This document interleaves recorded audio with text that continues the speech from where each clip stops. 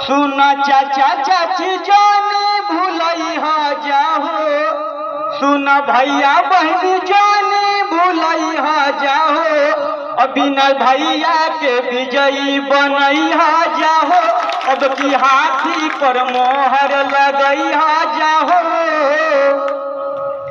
और करत हरि के खास बड़े हो, ठाकुर बाड़ी में निवास बड़े हो, जनता से करेले बहुते ही प्यार, कहले है बाटे लक्ष्य हमार, सुख दुखवा में संग चलवैया के हो, सुख दुखवा में संग चलवैया के हो, अब की विजयी बनई है बिना भैया के हो, अब की हाथी पर मोहर लगई हा जाहो।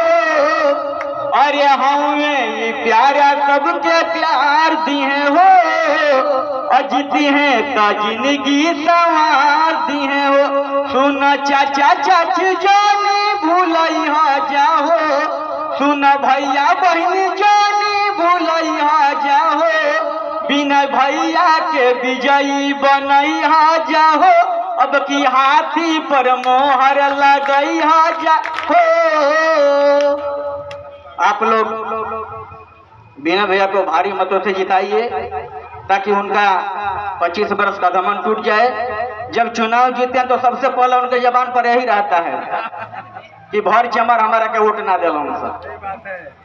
तो ए बारी लालच में नहीं खेयावे के, बढ़िया आदमी के 25 वर्ष के बाद ऐसा मौका आयल बटे, फिर ऐसा मौका ना आई। आप लोग कि बहुत ईमानदारी से सच्चे दिल से एक नेक इंसान को आप लोग आगे बढ़ाइए और नगर का विकास करिए। इसी के साथ मैं आप लोगों से विदा लेना चाहता हूँ। प्रणाम, बहुत बहुत धन्यवाद।